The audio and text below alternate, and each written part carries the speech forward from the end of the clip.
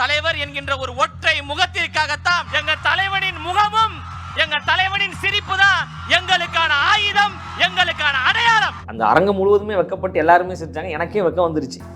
இந்த கடைசி பேசி முடிச்சுட்டு போகும்போது கூட தலைவர் முகத்தை கூட என்னால் பார்க்க முடியல. அந்த அளவுக்கு எனக்கே வெக்கம் வந்தது. சீமான் அவர்கள் வீட்டில் நடந்த அந்த போலீஸ் அட்ராசிட்டி இருக்குல்ல, போலீஸினுடைய அடக்குமுறைகள் இருக்குல்ல, அதை கண்டித்து நான் பதிவு பண்ணனே தவிர சீமானுக்கு நான் ஏன் போடணும், அதை நீக்குவதற்கான தேவை ஏன் வந்ததுன்னா எங்களுடைய தோழர்கள் அதை விரும்பலை. சீமான் அவர்களுக்குலாம் நம்ம எதுக்குன்னு பேசிக்கிட்டு வேணாம் அப்படின்னாங்க. எங்கள் தோழர்களுடைய மனது புண்படக்கூடாது. எங்கள் தோழர்கள் ஒரு கருத்தை சொல்கிறாங்க, உடன்பாடு இல்லைன்னு சொன்னாங்க. அடுத்த செகண்ட் அந்த டெலிட்டை நான் நீக்கி இந்த ட்விட்டை நான் எடுத்துட்டேன். 200 ரூபாய்க்கு பேசக்கூடிய கொத்தடிமைகள் அதிகமாக இருக்கிறாங்க. அவர்கள் வாய்க்கு வந்ததை எல்லாம் பேசுவாங்க. 10 பைசாக்கு அவங்களை எவனும் மதிக்க கூட மாட்டாங்க. ஆனால் ஊடகத்தில் உட்கார்ந்து கொண்டு வாய்க்கிலேயே பேசுவாங்க. தமிழ்நாட்டில் நடக்கின்ற பல சட்டவிரோத பிரச்சனைகள் குறித்து பேச மாட்டாங்க. இயற்கை வளங்கள் கொள்ளையடிக்கப்படுது, அதை பற்றி பேச மாட்டாங்க. வியூகத்தின் அடிப்படையில் சிலர் ஏதாவது ஒரு கருத்தை சொல்லிக்கிட்டு இருப்பாங்க. அந்த கருத்தெல்லாம் நீங்கள் அதை முதன்மையாகவே வச்சுக்காதீங்க. தமிழ்நாட்டில் 2026 முதலமைச்சர் வேட்பாளர் யாருன்னா தலைவர் தளபதி அவர்கள் தான். தமிழக வெற்றி கழகம் ஆளுங்கட்சியாக வரப்போகுது. அதற்கு உண்டான வியூகங்கள் நடந்து கொண்டிருக்கு. எங்கள் தலைமையை ஏற்றுக்கொண்டு யாரெல்லாம் வருகிறார்களோ அவர்களை கூட்டணியில் அமைத்து தமிழ்நாட்டில் ஒரு கூட்டணி ஆட்சி நடக்க போகுது. கூட்டணிக்கும் பல பேர் வராங்க, பலரும் எங்களோடு பேசி கொண்டிருக்கிறாங்க. அதற்கான வேலைகள் நடந்து கொண்டிருக்கு. இல்லை ஐயா எடப்பாடி பழனிசாமி அவர்களை தமிழ்நாட்டின் முதலமைச்சராக கொண்டு வரணும் அப்படின்றதுக்காகவா நாங்கள் எங்கள் தோழர்கள் இரவு பகல் பார்க்காம, எங்கள் பொதுச் செயலாளர் அவர்கள் இரவு பகல் பார்க்காம கட்சிக்காக நாங்கள் உழைக்கிறோம். யாருக்காக உழைக்கிறோம்? எங்களுடைய உழைப்பு எதற்காக? யார் முதலமைச்சராக வர வேண்டும் என்று உழைக்கிறோம். அப்போ எங்கள் தலைவர் தாங்க முதலமைச்சராகணும். புல்லட் ஓட்டினான் என்பதற்காகவே ஒருத்தனுடைய கையை வெட்டினாங்களே, அது குறித்து கி வீரமணி அவர்களுடைய பதில் என்ன? இதை கேட்பதற்கு ஐயா வீரமணி அவர்களுக்கு ஏன் வாய் வரல? அதனால் ஐயா அவர்கள் தான் வீட்டில் படுத்துக்கிட்டு அரசியல் பண்ணிட்டு இருக்காரு. நாங்கள் மக்களுக்கான அரசியல் செய்து கொண்டு தான் இருக்கோம். சம்மர் ஹாலிடேஸ் வந்தாச்சு, நம்ம ஜிடி ஹாலிடேஸும் வந்தாச்சு. GT Holidays, South India's #1 travel brand. வணக்கம். வணக்கம். ரொம்ப சந்தோஷமா இருக்கு. ஒரு 1.5 வருஷம் உங்க கூட நானும் பயணிச்சிருக்கேன். ஒரு ஊடகவியலாம் பயணிச்சுட்டு இருக்கும்போது ரொம்ப சந்தோஷப்பட்டேன். ஒரு நம்ம சாதாரண மனிதனா இருந்து நம்ம கூட பழகிட்டு, ஒரு எல்லாரு கூடயும் பழகிட்டு ஒரு மனிதன் ஒரு ஸ்டேஜில் ஏறி பேசுறாரு. அதுவும் ஒரு பெரிய மேடை, தாவேக்காவோட 2ஆம் ஆண்டு விழா. தலைவரே ஒரு சிரிப்பு சிரிச்சார். அன்னைக்கு ஃபுல்லாக இன்டர்நெட்டில் அதான் ட்ரெண்டிங். உங்கள் முகம் தான் எங்கள் இது, உங்கள் சிரிப்பு தான் எங்கள் பிராண்ட் அப்படின்னு சொன்னது அவ்வளவு எங்களுக்கு பார்க்கும்போதே ஒரு மாதிரி சந்தோஷமா இருந்துச்சு. உங்களுக்கு எப்படி இருந்துச்சு அந்த தருணம்? இல்லை, அது உண்மையில ரொம்ப சந்தோஷமா இருந்தது. நான் அதை மிகைப்படுத்திலாம் பேசலை, உண்மையை தான் பேசினேன். உண்மையிலே தலைவருடைய முகம்தான் எங்களுக்கான அடையாளமே. தலைவருடைய முகத்துக்காக தான் அந்த கட்சியே. தலைவருடைய முகம் தான் தமிழ்நாட்டினுடைய ஒரு முகவரியாக இருக்குது. தமிழ்நாட்டில் இருக்கிற 8 கோடி மக்களுக்கும் எங்கள் தலைவரை தெரியும் அப்படின்னா எங்கள் தலைவருடைய ஒரு முகம் தான். அந்த அடிப்படையில் சொன்னேன், தலைவருடைய முகத்தை பாருங்க, தலைவருடைய சிரிப்பை பாருங்க அப்படின்னா தலைவர் சிரிச்சாங்க. அது உண்மையிலே ரசிக்கும்படியாக இருந்தது. அந்த அரங்கம் முழுவதுமே வெக்கப்பட்டு எல்லாருமே சிரிச்சாங்க. எனக்கே வெக்கம் வந்துருச்சு. அந்த கடைசி பேசி முடிச்சுட்டு போகும்போது கூட தலைவர் முகத்தை கூட என்னால் பார்க்க முடியல. அந்த அளவுக்கு எனக்கே வெக்கம் வந்தது. இது உண்மையிலே ரொம்ப சந்தோஷப்படக்கூடிய ஒரு தருணம். ஒரு சாதாரண எளிய பின்புலத்திலிருந்து எந்தவித ஆதரவும் இல்லாமல், ஒரு பெரிய அளவு ஆதரவும் இல்லாமல் இவ்வளோ தூரம் ஒரு பெரிய மேடை கிடச்சிருக்குன்னா, உண்மையாக உழைத்தா, விசுவாசமாக உழைத்தா, சமரசம் இல்லாமல் கட்சி பணி செய்தால் எல்லோருக்கும் அந்த அங்கீகாரம் கிடைக்கும் என்பதை எங்கள் தலைவர் அடையாளப்படுத்தியிருக்காரு. இது தலைவருடைய உள்ளம் தான் பெரும் உள்ளம். அதனால தான் சொன்னேன், எங்கள் தலைவருடைய சிரிப்பு என்னன்னா அகத்தின் அழகு முகத்தில் தெரியும் அப்படின்னு சொல்லுவாங்கல்ல. அப்போ எங்கள் தலைவருடைய மனசு என்பது ரொம்ப தூய்மையானது. இல்லைன்னா அந்த இடத்துல யாருக்கு வேணாலும் ஒரு வாய்ப்பு கொடுத்துருக்கலாம்ல. பெரிய கோடீஸ்வரருக்கு ஒரு வாய்ப்பு கொடுத்துருக்கலாம், பெரிய பொருளாதாரத்தில் மிக உயர்ந்த இடத்துல இருக்கக்கூடியவங்களுக்கு ஒரு வாய்ப்பு கொடுத்துருக்கலாம். என்னை போன்ற ஒரு சாதாரண ஒரு நபருக்கு ஏன் வாய்ப்பு கொடுக்குறாங்கன்னா, உண்மையாக உழைக்கிறாங்க, கட்சிக்காக பல ஆண்டுகளாக பேசிக்கிட்டு இருக்காங்க. அப்போ இவர்களை எல்லாம் அடையாளப்படுத்தணும் அப்படின்ற அந்த ஒரு உணர்வு இருக்குல்ல, அந்த ஒரு பண்பு இருக்குல்ல, இது தலைமை பண்பினுடைய மிகப்பெரிய ஒரு உச்சம்.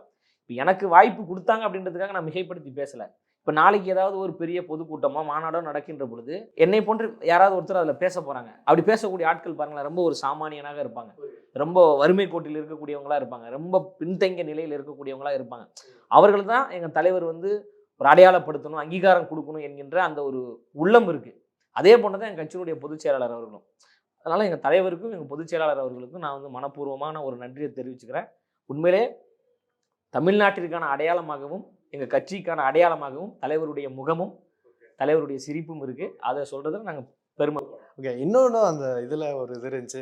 பேப்பரே இல்லாம அந்த ஒரு 5 நிமிஷம் பேசினதா வேளாங்கண்ணி பேசினார் அப்படின்ற ஒரு டாக் இருந்துச்சு. ஸ்பீச் ப்ரிப்பேர் பண்ணிட்டு போனீங்களா இல்லை ஆன் ஸ்பாட்ல போய் அடிச்சு? இல்லைங்க, இப்போ தலைவனுக்காக பேச போகிறோம். தலைவனுக்காக பேசும்போது அது இயல்பாக வரக்கூடிய வார்த்தைகள் தான். அதை நம்ம வந்து முன்னாடியே திட்டமிட்டு பேசணும் அப்படிலாம் கிடையாது. இன்னும் ஒரு ஒரு ஒரு அரை மணி நேரம் கொடுத்துருந்தா கூட நான் பேசியிருப்பேன். ஏன்னா உண்மையில நாங்கள் அவ்வளோ நேசிக்கிறோம், தலைவரை நேசிக்கிறோம். ஒரு பெரிய ஒரு ஆட்சி மாற்றம் ஏற்படணும்னு நம்ம நினைக்கிறோம். திமுக என்கின்ற ஒரு தீய சக்தி, மக்கள் விரோத ஆட்சி தமிழ்நாட்டில் இருக்கக்கூடாது. அப்போ அந்த ஆட்சியை வீழ்த்தணும்னா தலைவர் தளபதி அவர்களால் தான் முடியும். ஏன்னா அவருக்கு தான் மிகப்பெரிய மக்கள் சக்தி இருக்குது, அவருக்கு தான் இளைஞர் படை இருக்குது. அதனால தான் நான் சொல்கிறேன், மக்களின் துணையோடு, இளைஞர்களின் படையோடு, தாய்மார்களுடைய ஆதரவோடு, கழகத்தோழரின் அன்போடு பாதையை தேடாமல் புதிய பாதையை உருவாக்கி எங்கள் தலைவர் வந்து வருங்கால முதலமைச்சராக வராருன்னா நான் சும்மா சொல்லலை, இது நடக்க போகுது. 2026 தமிழ்நாட்டில் முதலமைச்சர் யாருன்னு பார்த்தீங்கன்னா தலைவர் தளபதி அவர்கள் தான் இருப்பாங்க. அதில் எந்த மாற்று கருத்துமே கிடையாது. 26 பாருங்க மக்கள் என்ன தீர்வு கொடுக்க போறான்னு பாருங்க. மக்கள் எல்லோரும் எங்களை அமோகமாக வரவேற்கிறாங்க. அதனால வந்து 5 நிமிஷம் பேசுனதை நீங்க பெருமையா பேசுறீங்க, 50 நிமிஷம்னாலும் நான் பேசியிருப்பேன். தலைவனுக்காக இனிமேல் பல பொதுக்கூட்டங்களில் பேச போறேன், பல இடங்களில் பேச போறேன், தமிழ்நாடு முழுவதும் மக்களிடம் பேச போறோம். இன்னும் பல பேச்சாளர்கள் எங்கள் கட்சியில் உருவாகி கொண்டிருக்கிறாங்க. தாவேக்கா ஏதாச்சும் ஒரு நிகழ்ச்சி நடந்த பிறகுமே பல விமர்சனங்களும் இங்கே எழுந்துக்கிட்டே இருக்கு. விஜய் அவர்கள் வந்து ஓப்பனாக பேச மாட்டாரு, ஒரு கட்சி பேரை சொல்ல மாட்டாரு. இன்னொன்று, அன்னைக்கு அவரோட ஸ்பீச்சோட ஆதவ அர்ஜுனாவோட ஸ்பீச் வந்து பெரிய அளவில் பேசப்பட்டுச்சு. ஸோ ஆதவ அர்ஜுனா முதன்மை சக்தியாக வராரோ அப்படின்ற ஒரு கேள்வியும் இங்கே இழப்படும்ல. அப்படி கிடையாதுங்க. இப்போ ஒரு பொது வாழ்க்கைக்குன்னு வந்துட்டாவே, அரசியலுக்கு வந்துட்டாவே விமர்சனங்கள் வரதான் செய்யும். ஆதரவும் இருக்கும், விமர்சனமும் இருக்கும். போற்றுவோர் போற்றட்டும், புழுதி வாரி தூற்றுவோர் தூற்றட்டும், அது நமக்கு பிரச்சனை கிடையாது. இப்போ எந்த இடத்துல விமர்சனம் வந்தது? தலைவர் மிக சரியாக பேசினார். ஒன்றிய அரசையும் மாநில அரசையும் விமர்சித்து நான் ஒரு மாற்றத்தை கொடுக்க போறேன், நீங்க தைரியமா வேலை செய்யுங்கன்னு எங்க தோழர்களே உற்சாகப்படுத்தினார். அதே போன்றுதான் ஆதவ அர்ஜுன் அவர்களும் பேசினார். அதே போன்றுதான் நானும் பேசுறோம். அங்க யாருமே வந்து யாரையும் முதன்மைப்படுத்திலாம் பேசல. எங்க கட்சியின் முதன்மை சக்தி, பிரைமரி ஃபோர்ஸ் யாருன்னு பார்த்தீங்கன்னா எங்க தலைவர் தளபதி அவர்கள் தான். அவர் தான் முதலமைச்சர் வேட்பாளர், அவர் தான் முதலமைச்சராக வரப்போறாரு. அவருக்காகத்தான் தமிழ்நாட்டு மக்கள் ஓட்டு போட போறாங்க. சரிங்களா? அந்த அடிப்பில் நீங்க பாருங்க, விமர்சிப்பவர்கள் விமர்சித்து கொண்டு தான் இருப்பாங்க. அதற்கெல்லாம் நம்ம பதில் சொல்லிட்டு இருக்க முடியாது. கட்சி மிக ஒற்றுமையாக ஜனநாயக பூர்வமாக இயங்கி கொண்டிருக்கு. ஏன் ஒன்றிய அரசு மாநில அரசு சொல்றது பாஜக திமுக தான் என்னோட எதிரி அப்படின்னு இன்னும் சொல்ல மாட்டார்ல? ஒன்றிய அரசு சொல்ல மாட்டாருன்னு உங்ககிட்ட அவர் சொன்னாரா? இல்ல, இன்னுமே சொல்லுவார். தொடர்ந்து மாநாடு தொடங்கி இதுல எல்லாருக்குமே தெரியும். அதாவது பாசிசம் என்றால் யாரு, பாயாசம் என்றால் யாரு என்று எல்லாருக்கும் தெரியும். புரியுதுங்களா? அதை தான் எங்கள் தலைவர் சொல்றாரு, அதை தான் நானும் சொல்றேன். நம்ம தமிழ்நாட்டில் பல மக்கள் பிரச்சனைகள் நடந்து கொண்டிருக்கு. நாள்தோறும் மக்கள் போராட்டம் செய்து கொண்டிருக்காங்க. அரசு ஊழியர்கள் போராடி கொண்டிருக்கிறாங்க. இந்த அரசின் மீது மிகப்பெரிய அதிருப்தியில் இருக்கிறாங்க. அதை எங்க தலைவர் வெளிப்படுத்துறாரு. அந்த விழா முடிஞ்ச பிறகு திமுகவுடைய கூட்டணி கட்சி தலைவர்களும் விமர்சனங்களை வச்சிருக்காங்க. கம்யூனிஸ்ட் தோழர் அவர் சண்முகம் அவர்களும் சரி, விசிகால திருமாவளவன் அவர்களும் சரி, 50-60 வயசுல வந்து சினிமால இருந்து வந்து உடனே முதலமைச்சர் ஆயிரணும்னு நினைக்கிறாங்க அப்படின்ற ஒரு குற்றச்சாட்டையும் வச்சிருக்காரு. இதை எப்படி பார்க்கணும்? இல்லை, எனக்கு ரொம்ப ஒரு வருத்தமா இருக்கு. ஏன்னா இப்போ திமுக கூட்டணி கட்சியில் இருப்பவர்களே வந்து ஒரு ஒற்றுமை இல்லாம இருக்கிறாங்க. எப்படி அவங்க ஒற்றுமையா தானே? இல்லை, எதுக்கு வந்து அவங்க கமலஹாசன் அவர்களை சொல்றாங்கன்னு தெரியலையே. இப்போ 50-60 வயசுல வந்து சினிமால இருந்து வராங்க அப்படின்னு உங்க கூட்டணியில தானே இருக்கிறாரு ஐயா கமலஹாசன் அவர்கள் இருக்கிறாரு. ஏன் அவரையா நீங்க விமர்சிக்க வேண்டிய தேவை உங்களுக்கு எங்க இருந்து வந்தது? அவர் விஜய் தானே விமர்சிக்கிறார். இல்ல, எங்காலு நம்பர் 1ங்க, தமிழ் சினிமால நம்பர் 1ங்க. எந்த இடத்துலங்க அவர் வயசானது உங்களுக்கு தெரியுமா? ஏதாவது தெரியுதா? அவர் தமிழ் சினிமால அவர் வந்து பட வாய்ப்பு இல்லாம வராரா? பட வாய்ப்பு இல்லாம இருக்காரா? இப்போ அவர் தான் நம்பர் 1. அவர் சம்பளம் 250 கோடி கேட்டாலும் கொடுப்பதற்கு தயாரிப்பாளர்கள் தயாராக இருக்கிறாங்க. அப்படி அவர் தான் சூப்பர் ஸ்டார், அந்த அந்தஸ்துல இருக்கிறார். அவருக்காக பல தயாரிப்பாளர்கள், பல இயக்குநர்கள் கதை சொல்வதற்கு தயாராக இருக்கிறாங்க. அப்படி இருக்கின்ற பொழுது எப்படி அவங்க சொல்றாங்க? அப்போ அதை வச்சு பார்க்கின்ற பொழுது அவங்க கூட்டணி கட்சியில் இருக்கக்கூடியவர்களை அவர்களே விமர்சித்துக் கொள்றாங்களோ அப்படின்ற ஒரு சந்தேகம் வருது. நேற்று இரவு வந்து ஒரு ட்வீட் நீங்க போட்டிருந்தீங்க, சீமானுக்கு ஆதரவாக இருந்த மாதிரி இருந்துச்சு. சீமானுக்கு ஆதரவாலாம் போடலங்க. ஓகே, இல்ல கேட்டுக்கிறேன். அதுக்கப்புறம் இல்ல நீங்க சொல்றது புரியுது. அந்த ட்வீட் எதுக்கு டெலீட்டும் பண்ணிட்டீங்க? அது சீமான் அவருக்கு ஆதரவாலாம் நான் போடல. சீமான் அவர்களுக்கு ஆதரவாக போட வேண்டிய அவசியமும் எனக்கு கிடையாது. சீமான் அவர்கள் வீட்டில் நடந்த அந்த போலீஸ் அட்ராசிட்டி இருக்குல்ல, போலீஸினுடைய அடக்குமுறைகள் இருக்குல்ல, அதை கண்டித்து நான் பதிவு பண்ணனே தவிர சீமானுக்கு நான் ஏன் போடணும்? இப்போ அவங்க வீட்டில் நடந்த அதே அடக்குமுறைகள் தான் நாளைக்கு என் வீட்டில் நடக்கலாம், நாளைக்கு உங்கள் வீட்டில் நடக்கலாம். காவல்துறையினுடைய அடக்குமுறை என்பது எல்லை மீறி போய்கிட்டு இருக்கு. அதிகாரம் துஷ்பிரயோகம் பண்றாங்க. வீடு புகுந்து ஒருத்தர் வீடு புகுந்து ஒருத்தரை அடிச்சு இழுத்துட்டு வர்றதுக்கு யார் அதிகாரம் கொடுத்தா அப்படின்ற ஒரு கேள்வி நம்ம முன்வைக்கிறோம். அந்த வீட்டில் மனைவி இருக்காங்க, குழந்தைகள் இருக்காங்க, உறவினர்கள்லாம் இருக்கிறாங்கல்ல, அப்போ உங்களுடைய அச்சுறுத்தல் ஏன் குடும்பத்தை அச்சுறுத்துது? அப்போ இதே போன்று தானே சாமானியர்களுக்கும் நடக்கும். அப்போ இதை தான் நாங்கள் பாசிசம்னு சொல்கிறோம், இதை தான் நாங்கள் பாயாசம்னு சொல்கிறோம் அப்படின்ற அந்த கண்ணோட்டத்தில் தான் அந்த பதிவு நான் பண்ணேன். அது நீக்குவதற்கான தேவை ஏன் வந்ததுன்னா, எங்களுடைய தோழர்கள் அதை விரும்பலை. சீமான் அவர்களுக்கெல்லாம் நம்ம எதுக்குன்னு பேசிக்கிட்டு வேணாம் அப்படின்னாங்க. எங்கள் தோழர்களுடைய மனது புண்படக்கூடாது. எங்கள் தோழர்கள் ஒரு கருத்தை சொல்கிறாங்க, உடன்பாடு இல்லைன்னு சொன்னாங்க. அடுத்த செகண்ட் அந்த டெலிட்டை நான் அந்த ட்விட்டை நான் எடுத்துட்டேன். அதனால் சீமானுக்கு நான் இதுக்கு சப்போர்ட் பண்ணணும். அந்த போலீஸ் அட்ராசிட்டியை நான் கண்டிக்கிறேன், போலீஸினுடைய அடக்குமுறையை நான் கண்டிக்கிறேன். அப்படி ஒரு பதிவாக தான் நீங்கள் அதை பார்க்கணும். தமிழகமே மிகவும் ஒரு எதிர்பார்த்துக்கிட்டு இருந்த PK and Vijay, Prashant Kishor, India முழுவதும் அறியப்பட்ட பிரசாந்த் கிஷோர் அவரும் விஜயும் ஒரே மேடையில் அப்படின்னு ஒரு நியூஸ் வந்துச்சு. பலருக்கும் இது அதிருப்தி ஏற்படுத்திருக்கும், பலருக்கும் இது என்ன நடக்குது. ஏன்னா அதுக்கு முன் பல டாக்குகள் போயிட்டு இருந்துச்சு. அதிமுகவுடன் பிகே இணைகிறார், ஒர்க் பண்ணுறாரு, திடீர்னு தாவேகாவோட சந்திக்கிறார். என்ன போயிட்டு இருக்கு இது தாவேகாவில்? ஏன்னா ஆல்ரெடி தாவேகாவில் இப்போ என்ன போயிட்டு இருக்குன்னா, உறுப்பினர் சேர்க்கைகள் நடந்து கொண்டிருக்கு. இப்போ அடுத்து வந்து பூத் கமிட்டி மாநாடு நடத்துவதற்கு உண்டான வேலைகள் நடந்து கொண்டிருக்கு. கட்சி அடுத்த கட்டத்திற்கு கொண்டு போய் சேர்க்கக்கூடிய பணிகள் நடந்து கொண்டிருக்கு. அது மிக சிறப்பான முறையில் போது பலரும் கட்சியில் சேர்றாங்க. மாற்றுக் கட்சியை சார்ந்தவர்களும் கட்சியில் சேரக்கூடிய சூழல்கள் இருக்கு. பல சங்கத்தை சார்ந்தவர்கள் தலைவரை சந்திப்பதற்கு அனுமதி கேட்டுக்கொண்டிருக்கிறாங்க. அரசு ஊழியர்கள், மாற்றுத்திறனாளிகள் சங்கம் என்று பல சங்கங்கள் வந்து தலைவரை சந்தித்து கோரிக்கைகளை முன்வைக்கணும். இந்த அரசாங்கம் வந்து ஒரு 4 வருஷத்துக்கு முன்னாடி பொய்யான வாக்குறுதிகளை சொல்லி எங்களை ஏமாற்றி ஓட்டு வாங்கிட்டு வந்துட்டாங்க, எதையுமே நடைமுறைப்படுத்தலை. நீங்கள் உங்களுடைய ஆட்சி அமைந்தால் இது போன்ற குறைகளை வந்து நீங்கள் சரி செய்யணும் அப்படின்னு பல சங்கங்கள் தலைவரை சந்திப்பதற்கு தயாராக இருக்கிறாங்க. அதற்கான வேலைகள் நடந்துகிட்டு இருக்கு. பிரசாந்த் கிஷோர் வந்து ஒரு வியூக அமைப்பாளராக, ஒரு கட்சியினுடைய ஒரு தலைவராக வந்தார். மற்றபடி நீங்கள் அதை பெருசாலாம் பார்க்க வேண்டியது. ஆல்ரெடி ஜான் ஆரோக்கியசாமி தாவேகாவின் ஆதரவான அஃபீஷியலாக அறிவிச்சிட்டாங்க. இப்போது ஆதவர்ஜுனாவும் ஒரு வியூக அமைப்பாளராக, மேலாண்மை பொதுச்செயலராக அறிவிச்சிருக்காங்க. இன்னொருத்தவரும் அதில் இணையறதுக்கு இது இல்லை வரட்டுங்க, அதில் என்ன தப்பு? இப்போ பிரசாந்த் கிஷோர் அவர்களையோ ஜான் ஆரோக்கியசாமி அவர்களையோ இல்லை எங்கள் கட்சியில் பொறுப்பில் இருக்கிற ஆதவ அர்ஜுனா அவர்களையோ வியூக அமைப்பாளர்களாக வைத்திருப்பதில் உங்களுக்கு என்ன பிரச்சனை? அதை சொல்லுங்க முதல்ல. இல்லை நிறைய டாக்ஸ் வந்து 3 பேசுகிறவங்க பேசுவாங்க, 1000 பேர் பேசுவாங்க. இங்கே வந்து 200 ரூபாய்க்கு பேசக்கூடிய கொத்தடிமைகள் அதிகமாக இருக்கிறாங்க. அவர்கள் வாய்க்கு வந்ததை எல்லாம் பேசுவாங்க. 10 பைசாக்கு அவங்களை எவனும் மதிக்க கூட மாட்டான். ஆனால் ஊடகத்தில் உட்கார்ந்து கொண்டு வாய்க்கிலேயே பேசுவாங்க. தமிழ்நாட்டில் நடக்கின்ற பல சட்டவிரோத பிரச்சனைகள் குறித்து பேச மாட்டாங்க. இயற்கை வளங்கள் கொள்ளையடிக்கப்படுது, அதை பற்றி பேச மாட்டாங்க. அது குறித்துலாம் அவங்க பேசுவாங்களா? அப்போ எங்கள் தலைவர் வந்து ஒரு பிரைமரி ஃபோர்ஸ். எங்கள் தலைவரை பற்றி பேசினா வியூஸ் அதிகமாக கிடைக்கும், அதன் மூலயமா பணம் கிடைக்கும் என்பதற்காக பலரும் பேசுகிறாங்க. அவர்கள் பேசுவதெல்லாம் இந்த காதில் கேட்டு இந்த காதில் விட்டுருணுங்க. அதை நீங்கள் பெருசுப்படுத்தி அதை ஒரு கேள்வியாக கேட்குறீங்க பாருங்க. இல்லை அதை நம்ம தவறுன்றோம். அந்த மேடையிலே ஒரு குற்றச்சாட்டு எழுந்துச்சு. பிகே கெட் அவுட்ன்ற போர்டில் அவர் சைன் போடாமல் விலகி போனதை பற்றி அது ஒரு பெரிய குற்றச்சாட்டாக இல்லை. அவர்களோட விழாக்கு வந்து அவர் சைன் போடாமல் போனதுன்னு அப்படி. ஏன் இது எங்களுடைய விழாங்க? தமிழக வெற்றி அவரை நீங்கள் ஒரு சிறப்பு விருந்தினராக கூப்பிட்டு இருக்கும்போது விமர்சிப்பவர்கள் விமர்சித்து கொண்டு தான் இருப்பாங்க. அதுக்கு நம்ம பதில் சொல்ல முடியாது. இப்போ இதனால என்ன பிரச்சனை? தமிழ்நாட்டுக்கு ஏதாவது பிரச்சனை ஏற்பட்டதா? இல்லை ஆரம்பமே புஷ் ஆயிடுச்சு அப்படின்னு. அப்படிலாம் ஒன்றுமே கிடையாது, நல்லா போயிட்டு இருக்குங்க. எங்கு திரும்பினாலும் தமிழக வெற்றி கழகத்திற்கு அமோக வரவேற்பு, ஆதரவு. மக்கள் வந்து கொண்டாடுறாங்க. நாளைக்கு தேர்தல் வந்துடாதா, நம்ம தமிழக வெற்றி கழகத்துக்கு ஓட்டு போட்ட மாட்டோமா என்ற ஏக்கத்தோடு மக்கள் இருக்கிறாங்க. எந்த இடத்துல சுணக்கம் ஏற்பட்டது? மிகப்பெரிய ஒரு வலிமையான ஒரு கட்டமைப்போடு நாங்கள் வர்றோம். திமுக என்கின்ற ஆலமரம்னு சொல்றாங்கல்ல, பவள விழா கொண்டாடிய கட்சி, எங்களை வீழ்த்தவே முடியாது, திமுகவை எதிர்ப்பவர்கள் எல்லாம் வீழ்ந்தது தான் வரலாறு அப்படின்றாங்களா. அந்த வரலாற்றை மாற்றக்கூடியது தமிழக வெற்றி கழகம். 2026 அது நடக்க தானே போகுது. அதனால சில காவாலி பயிலோ பேசக்கூடியதெல்லாம் ஒரு கேள்வியை நீங்கள் கேட்காதீங்க. வியூக அமைப்பாளர்கள் இவங்க 3 பேர் இல்லை, இன்னும் ஒரு 10 பேர் வந்தால் கூட அவர்களை இணைத்து கொண்டு நாங்கள் பணி செய்வோம். ஏன்னா எங்களுக்கு வேண்டியது வெற்றி. எங்கள் தலைவர் வெற்றியை நோக்கி போகிறார். வெற்றி பெற்று ஆட்சியும் அதிகாரமும் நம்ம கையில் இருந்தால் தான் மக்களுக்கு முறையான உதவிகளை செய்ய முடியும், மக்களுக்கான நலத்திட்ட உதவிகளை செய்ய முடியும். சாதி பிரச்சனைகள் இல்லாத, மத பிரச்சனைகள் இல்லாத, சட்டம் ஒழுங்கு பாதுகாக்கப்பட்டு, பெண்களின் நலன் பாதுகாக்கப்பட்டு, எல்லோருக்கும் எல்லா உரிமைகளும் போய் சேரணும் அப்படின்னா அதிகாரம் நம்மக்கிட்ட இருக்கணும்ல. அதுதான் அண்ணல் அம்பேத்கர் சொல்கிறதான் அன்றைக்கி அந்த மேடையில் நான் மேற்கோள் காமிச்சு பேசுனேன். அதிகாரம் மிக வலிமையானது, அதை அடைந்து விட்டால் எல்லாம் எளிமையானது. அப்போ அதிகாரம் இருந்தால் மட்டும்தான் எளிமையான முறையில் எளிய மக்களுக்கும் கொண்டு போய் சேர்க்க முடியும். அனைத்து மக்களுக்கும் போய் உதவிகள் போய் சேரணும்னா நம்மகிட்ட அதிகாரம் இருக்கணும். அப்போ அந்த அதிகாரத்தை நோக்கி பயணிக்கக்கூடிய இடத்துல தலைவரும் இருக்கிறார், தமிழக வெற்றி கழகமும் இருக்குது. அப்போ அதற்கு வெற்றியை பெறக்கூடிய வியூகங்கள் எங்களுக்கு தேவையில்லை. அதனால் பிரசாந்த் கிஷோர் வந்திருக்காங்க. இது போன்று பலரும் வரலாம், அவர்களை நாங்கள் ஏற்றுக்கொள்வோம்.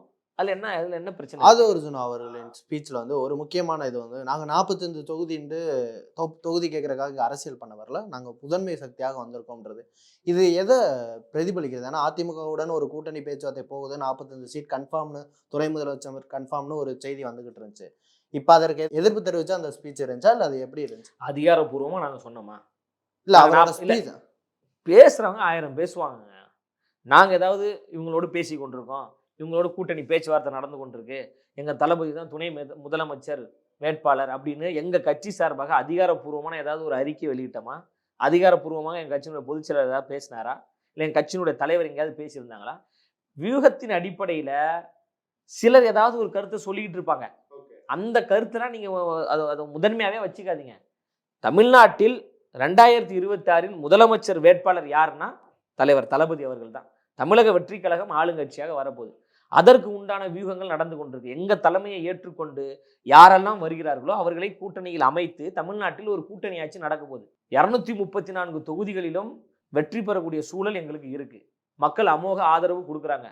கூட்டணிக்கும் பல பேர் வராங்க, பலரும் எங்களோடு பேசி கொண்டிருக்கிறாங்க. அதற்கான வேலைகள் நடந்து கொண்டிருக்கு. அதனால வந்து நாங்கள் இப்போ அதிமுகவை வந்து ஆளுங்கட்சியாக கொண்டு வர்றதுக்காகவா இவ்வளோ வேலை செஞ்சுக்கிட்டு இருக்கோம்? இல்லை ஐயா எடப்பாடி பழனிசாமி அவர்களை வந்து தமிழ்நாட்டின் முதலமைச்சராக கொண்டு வரணும் அப்படின்றதுக்காகவா நாங்கள் எங்கள் தோழர்களை வந்து இரவு பகல் பார்க்காம, எங்கள் பொதுச் செயலாளர் அவர்கள் இரவு பகல் பார்க்காம கட்சிக்காக நாங்கள் உழைக்கிறோம்? யாருக்காக உழைக்கிறோம்? எங்களுடைய உழைப்பு எதற்காக? யார் முதலமைச்சராக வர வேண்டும் என்று உழைக்கிறோம்? அப்போ எங்கள் தலைவர் தாங்க முதலமைச்சர் ஆகணும். அது சில அரசியல் விமர்சகர்கள் என்ற போர்வையில் இருக்கக்கூடியவர்கள், பத்திரிகையாளர்கள் என்ற போர்வையில் இருக்கக்கூடிய சிலர் வந்து இவங்க அதிமுகவோடு பேசிட்டு இருக்காங்க, அதிமுகவோடு கூட்டணி வைக்க போறாங்க. எங்களுக்கு அந்த அவசியம் கிடையாது. எங்களோடு கூட்டணி வைப்பதற்கு தான் பலர் தயாராக இருக்கிறாங்க.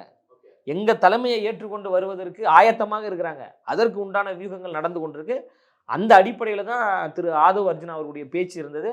எங்க தலைவரை முதலமைச்சராகவும் வெற்றி கழகம் ஆளுங்கட்சியாக வர வேண்டும் என்பதுதான் எங்களுடைய வியூகம் அப்படின்னு அவர் பேசிய கருத்து என்பது நியாயமான கருத்து, வரவேற்கக்கூடிய ஒரு கருத்து. அந்த கருத்திற்காக நாங்கள் உழைக்கிறோம். இன்னொரு அவர் இதுல வந்து அடுத்த 62 வாரத்துக்கு நாங்க தான் எதிர்கட்சி அப்படின்ற ஒரு கொஸ்டின் இருந்தார். அஜெண்டா ரெடி, ஓவர் கான்ஃபிடென்ட்டா இருந்த மாதிரி இருந்துச்சு. இது ஓவர் கான்ஃபிடன்ஸ் சொல்லலாம்? இல்லைங்க.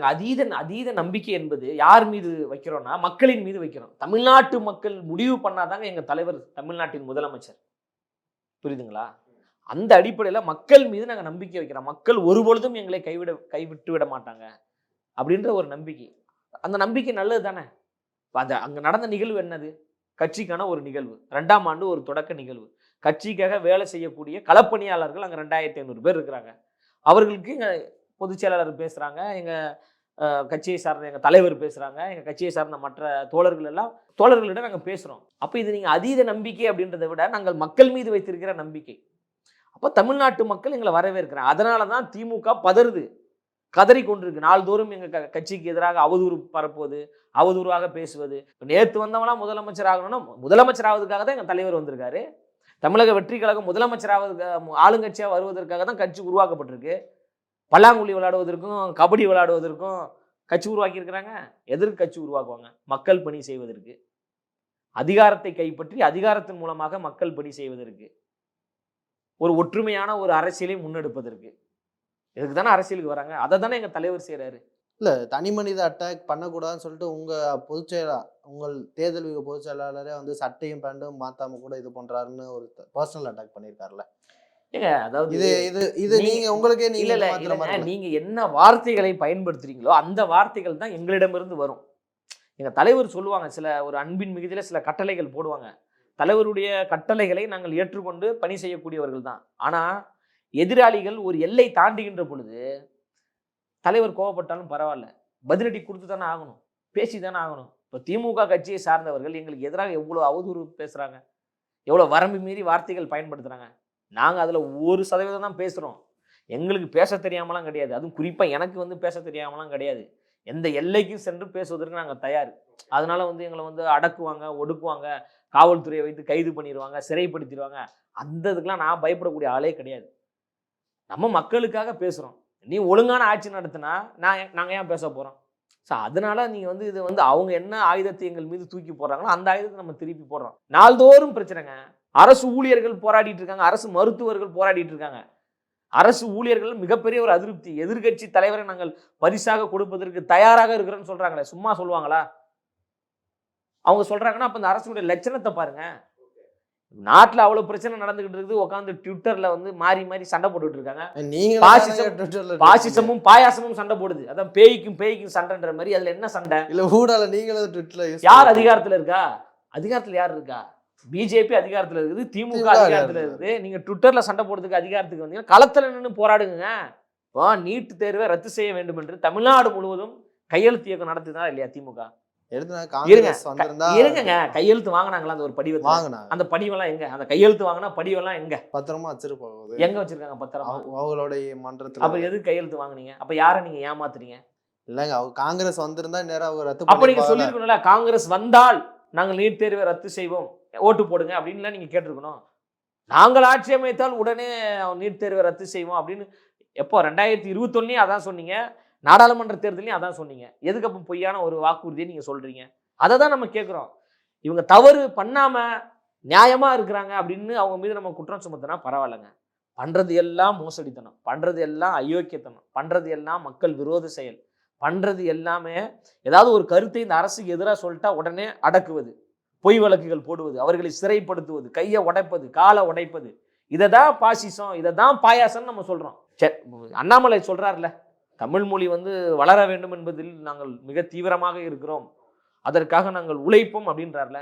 நம்ம தான் கேட்குறோமே, சென்னை உயர்நீதிமன்றத்தினுடைய வழக்காடு மொழியாக தமிழ் மொழியை கொண்டு வாங்கன்னு நம்ம சொல்கிறோமே. ஒன்றியத்தில் யார் ஆட்சியில் இருக்கா? பிஜேபி தானே இருக்கு. கொண்டு வாங்க. மாநிலத்தில் திமுக அதற்காக நீங்கள் என்ன போராட்டம் பண்ணீங்க? என்ன ஆர்ப்பாட்டம் பண்ணீங்க? ஒன்றுமே பண்ணாமல் பெரியார் அவர்கள் பேரை பயன்படுத்துவது, இந்த மொழி உரிமைகள் அந்த உணர்வுகளை பயன்படுத்துவது, இதை வச்சு சண்டை போடுற மாதிரி நடிக்கிறது, ஒரு சீனை கிரியேட் பண்ணுறது, நாட்டுக்குள்ளே நடக்கிற அந்த மக்கள் பிரச்சனைகளை பற்றி யாரும் பேசிடக்கூடாது. எவ்வளோ நாளைக்கு நீங்கள் நாடகம் ஆடுவீங்க? இதை தான் எங்கள் தலைவர் கபடதாரிகள்னு சொல்கிறாரு. எல்கேஜி யூகேஜி பசங்க அப்படி சண்டை போடுற மாதிரி சண்டை போட்டுக்கிட்டு நடிப்பாங்கல்ல, அந்த மாதிரி தானே சண்டை போட்டுட்டு இருக்காங்க. அதான் எங்கள் தலைவர் சொன்னார், வாட் ப்ரோ, நான் ப்ரோ இப்படிலாம் பண்ணிட்டு இருக்கீங்க அப்படின்னு. அதுதான் நாங்களும் சொல்கிறோம். அதனால் வந்து ஒரு மக்களுக்கான ஒரு மக்களாட்சியை வந்து உருவாக்குவதற்கு தமிழக வெற்றி கழகம் வருகிறது. ஓகே, கடைசி கொஸ்டினா, தமிழ்நாட்டின் மூத்த அரசியல்வாதி ஒரு பெரியார் கி வீரமணி அவர்கள் work from home politician Vijay விமர்சிச்சிருக்காரு. கடைசி வரை நீங்கள் ஹோம்லேயே தான் இருப்பீன்றும் சொல்லியிருக்காருல, இதை எப்படி பார்க்க? இல்லை, அதாவது வயதில் ரொம்ப மூத்தவர், அவர் மீது வந்து மதிப்பு உண்டு, மரியாதை உண்டு. அவரை விமர்சிப்பதற்கு வந்து பல வார்த்தைகள் எங்களிடம் இருக்குது. இருந்தாலும் அவர் பேசிய வார்த்தை என்பது மிக வன்மையாக கண்டிக்கக்கூடியது. அவர் ஒர்க் ஃப்ரம் பாலிடிக்ஸ் பண்ணிட்டு இருக்கார் ஐயா அவர்கள். தமிழ்நாடு முழுவதும் சாதிய கொடுமை தலை விரித்து ஆடுது. சாதி பிரச்சனைகள் கூடாது, சாதி ஏற்றத்தாழ்வுகள் கூடாது என்று போராடியவர் யாரு? தந்தை பெரியார் அவர்கள். மூத்திர சட்டியை கையில் பிடித்து கொண்டு வீதி வீதியாக சமத்துவத்திற்காக போராடியவர் தந்தை பெரியார் அவர்கள். அந்த இயக்கத்துக்கு இப்ப தலைவராக இருக்கக்கூடியவர் மரியாதைக்குரிய ஐயா வீரமணி அவர்கள். என்ன பண்ணிட்டு இருக்கீங்க? பெரியார் திடல் தாண்டி நீங்க வெளில போறீங்களா? வேங்கவேல் பிரச்சனைக்கு உங்களுடைய நிலைப்பாடு என்ன? புல்லட் ஓட்டினான் என்பதற்காகவே ஒருத்தனுடைய கையை வெட்டினாங்களே, அது குறித்து கி வீரமணி அவர்களுடைய பதில் என்ன? அவ்வளவு பிரச்சனைகள் நடந்துகிட்டு இருக்குல்ல, பதில் என்ன?